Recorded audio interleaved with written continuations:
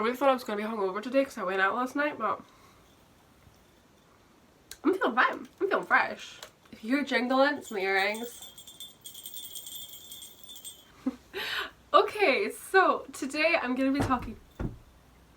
They're already retaliating. I'm sorry. They know I'm about to talk shit about them. Today I'm going to be talking about the worst books of 2020 that I read. I think most of these books weren't necessarily written in 2020. They maybe weren't published this year. I don't think any of them were. Maybe one. I'm not sure. I'm not really sure. But these are just books I happened to read in 2020 that I feel warrant being on this video. Because to be honest, I don't read a lot of new releases. I don't. The books I read tend to be just whatever I find, whatever looks interesting. They could be from like the early 2000s, they could be from the early 2010s. They're just books I happen to pick up. There are some new releases on my bookshelf, on my TBR, but they're not like brand spanking new. People say that. Is that a UK thing to say? A Scottish thing? I don't know. But anyway, so not necessarily written in 2020, but I read them in 2020, so they're going on the list. I think I will start with the most recent, which I feel kind of bad talking about this one. But I still gave it 2 stars out of 5 because I felt that it just... I didn't like it. I didn't like it. And it's All the Beloved Ghosts by Alison MacLeod. This is a collection of short stories and it got off to such a great start. I've never really read short story collections at all, I don't think. I mean, maybe when I was younger, I think I had like books that were like short stories, but lately I'd never been reading short stories and I kind of wanted to get into it. And when I saw this, and I don't know, it just... the title just got me interested. The synopsis got me interested. I was like, this sounds like it could be interesting. The first story was very good. I remember it was about a lady or a young woman. Yeah, in 1920s Nova Scotia, a woman emerges from mourning and wears a new fur coat to a dance that will change everything. And I thought it was really good. I really liked it. The ending, I was like, oh my god. Then the second story was pretty good. A teenager searches for his lover on a charged summer evening in 2011 as around him London erupts in anger. I loved the way it ended. I was like, it was such an open ending. It's like, had you wondering what happened? But although it was kind of obvious, I feel like the most obvious was probably what happened. But at the same time, I still loved it. On a trip to Brighton, reluctant jihadists face the ultimate test. That was okay. It took me a while to kind of get into it. I didn't really understand what was going on. It was all like, it was all just like a joke or something. They didn't want to leave. They were talking about how great it was going to be if they left, but they didn't really want to go at the same time. And then it was an odd one. It was the first kind of like one that kind of caught me off guard. I was a bit like, wait, what? And at Charleston, Angelica Garnett, child of the Bloomsbury group, is overcome by all the beloved ghosts that spring to life before her eyes. That was the very last story. There were a few other stories in between. I'm not quite sure how many there were. Let's see. Oh, there was a lot. 1, 2, 3, 4, 5, 6, 7, 8, 9, 10, 11, 12. There was 12 stories in this. One was a little bit longer. But by the end, by that last story, I had absolutely no clue. I was going through them and it got to the stage where as I was reading them I was like, what is happening? I couldn't understand a single thing about it. I don't know if I just lost interest. And by that point I was just glossing over the pages. But I genuinely was reading all these words and I was reading them so many times and I was like, what is actually happening in this book? What is the story? What are these stories? And then there was one with this woman who, she was in a hotel and she had like a dog with her. The guy that was telling the story, the main character, he was a dude. He was talking about this dog that she had with her and then they were hanging out together and then later on, and he was saying about like he fed the dog and stuff, he was feeding it meat, and then later on they started hanging out. I don't know if they were having like an affair as such because I think they were both married. At the very end of the story he basically said that there was no dog and I was like, what were you doing with the meat then? You said you fed it lamb. Were you just throwing it on the floor? I was so confused. I was confusion with this book. So I gave it 2 stars in the end because I really wanted to DNF it, but I thought no, I'll keep going because it is just short stories. I thought chances are by the time I get to the next one it might be a lot better. I might understand it, but that didn't happen. And then I kept going and I kept going with it and I was like, I don't understand any of these. So the first 2 stories in this were really good. The third one was okay and then it just went downhill after that. And by the end I hated it. I hated it and I had no idea. So I gave this 2 stars. Maybe somebody else might enjoy this, but it wasn't for me. It was not for me at all. Next up we have another book that I think I read at the start of the year. I'm not sure when this book is actually from, but it's the second book in a series. I think there's more books in the series. I have the first 3. I'd had them for years. I bought them randomly one time and I saw them. The titles and the covers looked beautiful and I decided to get them. And then I found out that there is actually more. There's spin-offs. There's about 3 other books in the actual series, and then there's like 3 other books that are like a spin-off, so I take it they don't really matter. I haven't read the 3rd one yet. I don't really want to, and I don't think I'm going to get any more, because after this one, this is the second one, I hated it. And it's called Magic Studies by Maria V. Schneider. The first one was Potion Study, and it was quite good. It was about a girl who, she lives in a world where basically murder is illegal. I mean, murder is always... I should rephrase that. She lives in a world where if you take a life, your life is then taken, basically. It doesn't matter the situation. It doesn't matter if it was an accident or if maybe like it was self-defense. I'm pretty sure if you kill somebody, I think it, yeah, if you kill somebody, then you get killed. The book starts with our main character in a cell because she had, not this book, I mean the first book in the series, this is how the series starts, is she's in a cell, she killed somebody, but she gets the offer, before she's been like put to death, she gets the offer of being the person in charge is called the commander, the person in charge of the areas. I can't remember, are they districts? I think they could be districts. It's kind of like the Hunger Games. And the commander needs a new food taster, and the job normally goes to the next person that's like due to be executed, and they have to taste, like, they get trained with like poisons to like detect them, and it was quite interesting. I quite liked the first book. I felt like there were a few kind of cliched moments, and our main character, she had magic was also illegal, and she had magic. You weren't allowed to practice magic at all, and our main character, she, you know, she was one of those where she didn't know anything about the magical world or what to do, but yet somehow she was able to just do it. And then that book ended, and the second one picked up where she is now. By the end of the book, they found out that she had magic, and in this one, it's Yelena has been found guilty of possessing magical powers. The code of behaviour that rules the land of Ixia states that she must be executed. Escape is her only hope. But when the freedom Yelena has fought for is once more in jeopardy, she must use her magic to survive. With only 1 year to prove herself, Yelena's future is uncertain, and when magic is involved, one mistake could mean sudden death. So in this one, she gets to go home to find out, because she was taken from her parents at a very young age, and she gets to go home and she gets to see, like, meet her parents again. But like straight away, she's whisked off to this place. I don't know what it's called, but it was basically like a kind of magical school where these like magical people were. I think were they called magicians? First magician and everything. This is so long since I read this book, I can't remember. But basically, she was kind of sent there to kind of train. She went to Hogwarts, basically. Stuff just was happening, and I thought it was really dumb, because the place that she was at is sort of like magical school. Like the head people, they were like these great magicians. They were the most powerful magicians in all the land, but yet our girl Yelena was the one that was stopping all the bad guys, and it was like they did nothing. And I'm like, that's basically the plot of Harry Potter though, isn't it? You got Dumbledore, who's like the most powerful wizard in the world, and Harry was the one that was doing all the doing all the saving. He was the one who solved everything. Okay, I take it back then. I take it back. I'm sorry, Yelena. You know, chosen one's gotta do what a chosen one's gotta do. There was too much in this book that I remember. It wasn't as good. The first one I only gave 3 stars because I thought it was fine.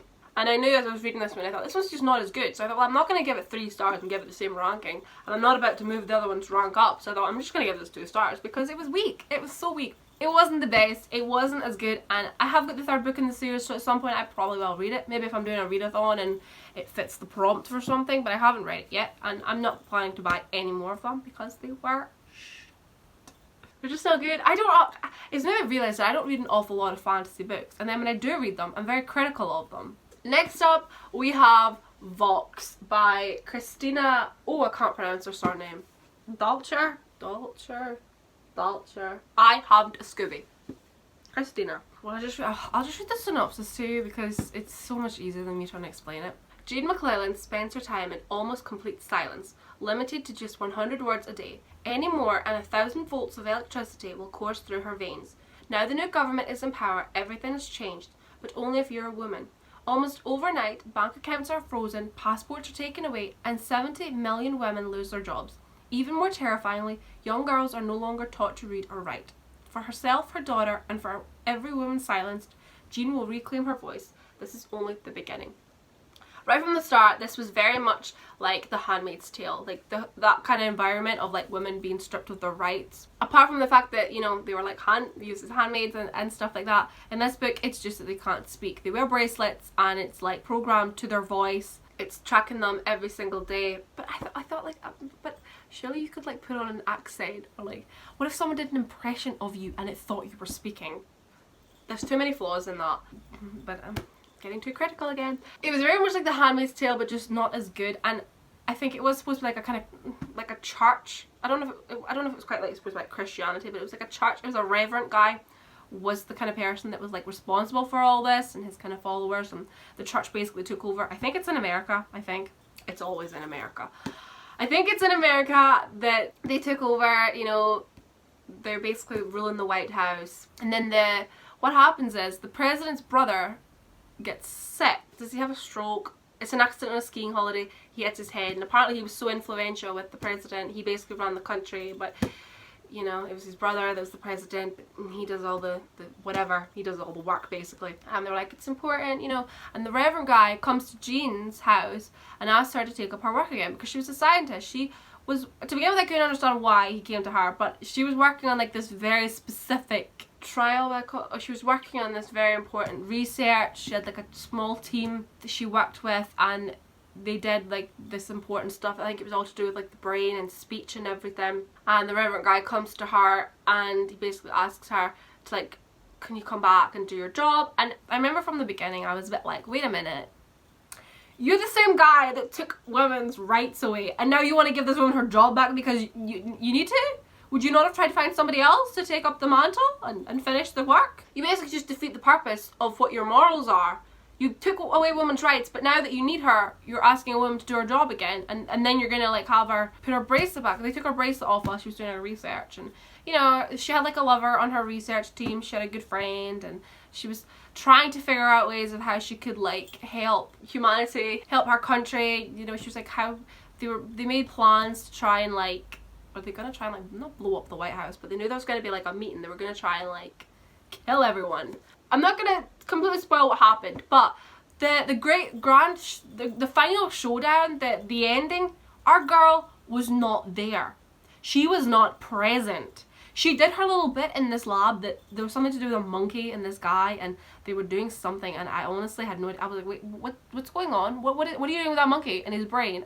Are you swapping the monkey's brain with this guy? I had no idea what was happening, because then the guy was absolutely fine afterwards, and I was like, what were you doing? What was that? After that, all these men in her life, her lover, her husband, they were two separate people, and was there other people, went to do what they had to do, and our girl Jean was at this farmhouse with her family doing nothing, and then she basically summed up what happened because she was told what happened, and I was like, girl, you're supposed to be the heroine of this story and you weren't even there, bitch. What the I'm here for the heroes. I'm here for women saving women, saving the day. She took back her voice. No, she didn't. Men did it for her. I don't mind men saving women. I know I'm a feminist, but you know, it can work both ways. Men can save women, women can save men, women can save each other, women can save themselves, men can save each other, men can save themselves. It works all ways. But when this novel was supposed to be all about like women having their rights took away from them, it would have been nice if that woman then took her rights back. She did like, I don't even want to say she did a quarter of the work. She did like 15% of the work. 85% of that was all men. Men. Her shitty husband that was an absolute, he wasn't even an ours. Her husband was just shit. He was weak, spineless. Moving on, but I gave this book 2 stars because from reading the synopsis, I was like, this sounds interesting. I can't wait to see how this plays out. Because I'd read The Handmaid's Tale not that long ago, and to be honest, it wasn't my favourite book. It was a lot different than I thought it was going to be. Because I think what happened was, I hadn't watched the TV show, but I've seen a lot of clips from it. So I think I was expecting more to happen than what actually happened in it, and then it ended, and I was a bit left kind of like, what the fuck, what just happened? What's happening to our main character? Is she okay? I liked it, and I have bought the new one. I bought the Testaments. I haven't read it yet. So when this kind of sounded a bit like The Handmaid's Tale, I was like, yeah, I'll be curious to see what it's like, if it's any good. But I was disappointed. The Handmaid's Tale was a lot better than this. If you happen to stumble upon this book, I say to you, read The Handmaid's Tale. It's so much better, so much more detailed. Maybe you might like this book. Maybe. Who am I to judge? Who am I to say what you can and cannot read? And finally, well, actually no, I forgot I have a fourth book to talk about. But it was an ebook that I read. I was doing a readathon a while back, and I think one of the prompts was to read a book with a princess in it. And I thought, well, shit, I don't have an awful lot of like fantasy books, and I thought, well, I don't really want to read a whole Game of Thrones book because they're chunky. And then I thought about like some of the Narnia books, and I thought, well, is there princesses in them? I know there's mostly queens. Queen Lucy, Queen Susan, like where's the princesses? There probably is, but I just didn't know. So I found this book that I'd had on my ebooks. I downloaded it a while ago. It was free, thank God. So when I was needing a book to read, and I went through like my library on my tablet, and I stumbled upon it, and I was like, oh, this is perfect. This is like a fairy tale retelling. And it was called The Bitches of Ever After. I should have realised from the title. Like, who actually puts cuss words in their titles? It ain't a good look. This book is basically... You know what this book is? Have you ever seen the TV show Once Upon a Time? Where all the fairy tale characters, they have their world, and then because of a curse, they're brought over into like our world. And they have their own little town. I think Storybrooke it was called. And they all lived there, and they all forgot who they were. That's basically exactly what this book was. This book was all the characters, the princesses, all lived. There was Snow White, Rapunzel, Cinderella, Sleeping Beauty, and Belle. 5 of them all lived like in harmony. You know, they were all like princesses together. They ruled their country with their respective partners. And then, because of a curse, by Red Riding Hood of all people, little Red Riding Hood, they end up whisked over to our world. They lose their memories. They don't know their stories. Sound familiar? I think it is. Our main character was Snow White. She was in trouble. Oh, because that's the thing as well. The curse was made so that they had terrible lives in this new place. Like, at least the evil queen in Once Upon a Time, she didn't give them bad lives. Snow White was a school teacher. Oh, Prince Charming was in a coma though. He was fine. But they all had like cute little jobs that I felt really represented what they did, right? They were all in trouble with the law, these girls. Snow White was on her way to this, I'll call it like a halfway house. It was basically a halfway house. Do you know what that is? I'm pretty sure that's like a, isn't that where like people, if they've recently come out of prison, they get moved to like a halfway house where they live with kind of like other criminals? I'm pretty sure that's what a halfway house is. And it was Granny's, Little Red Riding Hood's grandmother, her house. The 5 characters were there. Snow White was just moved there. And they all had different names, like, I can't remember what Snow White was called. Did she go by the name Snow? Don't remember. But Cinderella was like, was she Cinders? Rapunzel was Punsy. Aurora was, no, I don't even remember. I know Belle was Bella. So they all had kind of different names that were sorta similar to what their names were. They were like nicknames basically. They were all, and the amount of times the word bitch was used in this story. Honestly, you could have had a drinking game while reading that book. Take a shot every time you read the word bitch. You would totally be comatose by the time you got to about a couple of chapters deep. It was all the time. They always call each other bitches. And I mean, I should have realised when bitch was literally in the title. But it was awful. It was so bad. Like, I love the word bitch. I use bitch all the time. I use it in like an endearing way. I'll just be like, bitch. Like, I say it so often in my videos. I'm talking about characters. I'm talking about things. And I say bitch. I say bitch so much, but I don't say it all that much to people. Like, I don't say it a lot to like people's faces. I don't be like, oh, you bitch, you're such a bitch, or whatever. But they said it so often to each other, and even like the other characters. We got most of the chapters were told from Snow White's perspective, but then we had the other. Was he Robin? Was it Robin Hood? Somebody was the police officer, the sheriff. I think it was Robin Hood. I can't remember. I think he was Robin. And we got some from his perspective, and he was calling them like bitches. He's like, those bitches. And I was like, the girls were basically petty criminals. They had problems, they had like addictions. One of them, I'm pretty sure, was like a straight up hooker.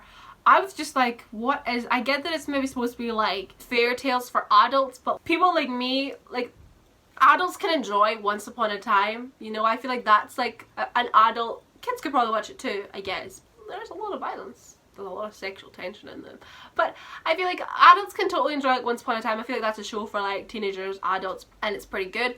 Whereas something like this, it's like, I feel like even as an adult, it's too cringy. It was awful, honestly, it was so bad. And then it ended on a cliffhanger. It didn't even solve, basically Snow White got her memory back really fast because she touched something. She was exploring around the house and she was finding things and she remembered her past, and then somebody else, she roped somebody else in to help her. I think it was Aurora, I'm not sure, and they remembered their past, and then through that they just had to touch an object that kind of meant something to them, and before they knew it, they all like were remembering their past. And then they had to cut down this apple tree that was outside, and something happened to Snow White, and she ended up, she passed out basically, you know, she did like her thing. Snow did her thing where she ended up in a coma, and then it ended. And I was like, well, I ain't buying the second book. I didn't pay anything for this one, it was free, but the other one, like, you have to pay money for it, and I don't care about this enough. This is a whole series, and I'm pretty sure it's got like loads of books in it, and I was like, who reads this? Like, who actually reads this and enjoys it? Like, I know that not everybody likes the same books. I know that. I know that from reading reviews of books that I've hated and people love them. I know that from reading books that I love and people have hated. But who actually can read a book like this that's so poorly written, it's basically just Once Upon a Time and it's terrible, and actually thinks this is good? I should read some reviews of this book sometime because I swear it was so bad. It's so bad.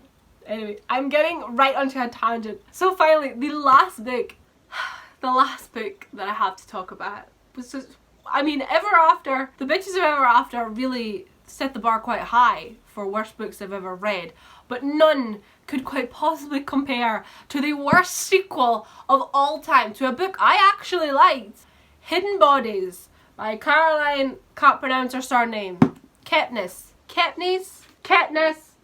it's there, can't pronounce it, not gonna say it. This is a sequel to You. If you don't know You, I'm sure you probably do. It's a Netflix show now starring that guy, I forgot his name.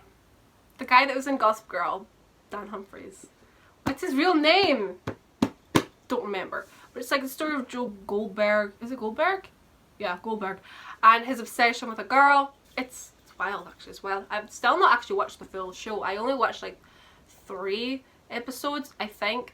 And then I just felt like it didn't quite stay true to the book. So I was kind of like, I really liked the book. I only paid £2 for it, and I actually really enjoyed it. I thought it was well written. I felt like the character of Joe was done in a way that, even though he's literally a stalker, he's a psychopath, he's killed people, every time he kind of spoke about everything that he did, you just felt like you were like, you do what you have to do, Joe. You just do. You can do no wrong, my precious boy. I just really loved it, and I loved the book. I loved everything about it. Then I heard there was a second. And I thought, oh my god, I don't know about this, I don't know, I feel like I liked You, but I don't know if I'm ready for this. And it just so happened I stumbled upon it in a charity shop for, I think it was £2 as well, and I thought, well, seeing as it's here, it's in a very good condition, I might as well. Well, let me tell you, let me just read the back of the book to you. Joe Goldberg came to Los Angeles to start over, to forget what happened in New York. But then he met her. She doesn't know about his past and never can. The problem is, hidden bodies don't always stay that way. You ended with, I'm not going to completely spoil it, but like a new girl walked into the bookshop that he worked at, and straight away he was kind of like, you could just tell the obsession was just starting again. He was like, oh, Amy. So the book started with like him and Amy in like a whirlwind relationship. They were doing all these things together and it was great, and then she robbed from him. She robbed from the bookstore, took some like really, apparently she was kind of like, she was basically in a way, I think she was supposed to be like kind of grooming him to kind of get access to like downstairs where they kept all their like really like expensive copies, like maybe like first editions and that, and she took them because she wanted to be an actress and she wanted to start like her new life in Los Angeles, and he was able to track and where she went. So he did not come to Los Angeles to start over to forget New York. He went to Los Angeles to murder this girl. So we got off to a great start. He's already on a murderous rampage. He is searching for Amy. He can never seem to find her. To be honest, if you want a kind of in-depth review of this book, I did a review on it. It's like 40 minutes long. It's full of spoilers. I basically just spoiled the entire book, but I had to get everything off my chest that bothered me about it. So I'll leave a link down below to that if you want to check it out. You know, just put it on the background while you're just going about your daily life. I kind of just talked about everything in this book that I absolutely hated. There was just so much that I just felt it was completely different from what the original You was like. Everything that was good about You was just lacking from this book. Joe was on basically like, he murdered everybody. He murdered so many people, and it was like that. I get that he killed a couple of times in You throughout the book, but in this it was just like every single person he met, every time the slightest thing happened, he was like, I'm gonna have to kill that person. He killed 3 people, attempted to kill a 4th. The whole time the book he wanted to kill Amy. Is there anybody else? We have 2, I'll say 2 attempts, because 1 he did actually attempt to kill them and we thought they were dead, but it turned out they were okay, they were alive. And with somebody else that he was wanting to kill the whole time. But he killed 3 people in this book, one right after the other. And it was done in a way that I felt like it wasn't clever. It was all so sloppy. In the first book, he had it done so that it was like he would never get caught. But this time, it just felt sloppy. And then he meets this girl called Love and her brother 40. Her parents were tennis fans. Love and 40. You get it? He meets this girl called Love and they start a relationship. And when I tell you, this was like some sort of Wattpad story. Love's family were rich. I can't remember what they did, but they were rich. And they partied with celebrities. And I mean, that's sort of like the Kardashians, I guess. But like, I'm not even just meaning like, oh, you know, like when I say like parties, like, it's not like you're saying, oh yeah, they knew the Kardashians, they knew Paris Hilton, like socialites. No, they knew Pierce Brosnan made a cameo appearance. Reese Witherspoon, Megan Fox. I was like, this is literally something like I feel like a teenager on the internet would write. They're writing a romance story about how they bumped into their favourite celebrities and they bumped into all these other celebrities and it was like, oh my god, it was crazy. And I realised, it made me realise suddenly that a trope I don't actually like is if a celebrity, a real living person, makes a cameo appearance. I don't know why I'm saying cameo because cameo's a visual appearance, but makes an appearance in a book and is given lines of dialogue. I don't like that because I feel like you don't know that person to know what they're gonna say. I remember I read this book once and it was kind of fantasy and it featured the Queen of England and she spoke and she was supposed to be like a witch and everything. I was like, are you allowed to do that? Are you allowed to call the Queen a witch? Are you allowed to go to Buckingham Palace and have her speak? I was like, this just, no, I can't get behind that.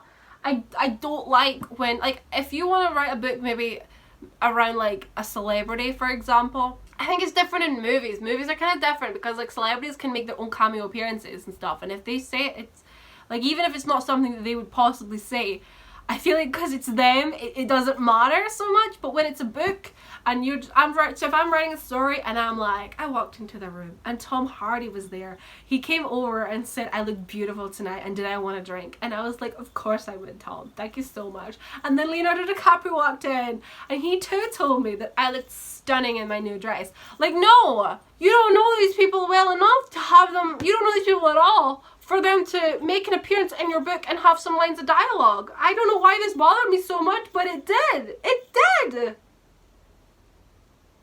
But there was just something about this book. The whole premise of like Joe suddenly teaming up with 40, they were going to make a movie together. And this life he was living, because Love's family were so rich and he was dressed in nice clothes, he was doing all these fun things, he was going to all these fun parties. And I was like, this was not you. This is not you, Joe.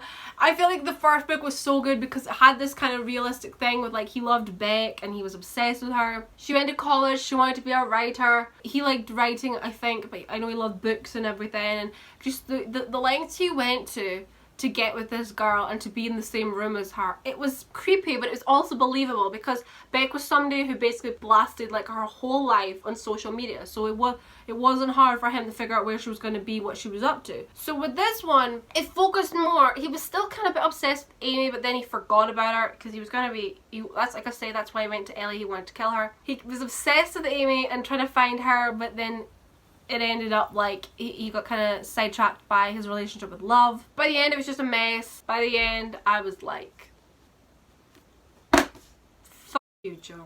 Just So those were the worst books that I read of 2020. Let me know what yours were because I'm curious. Honestly, some of these were just trash. They were trash. So thank you so much for watching this video, and I shall see you in my next one, whatever that may be. And if I don't see you, have a Merry Christmas and Happy New Year, and hopefully 2021 is a lot better than 2020 was. Fingers crossed.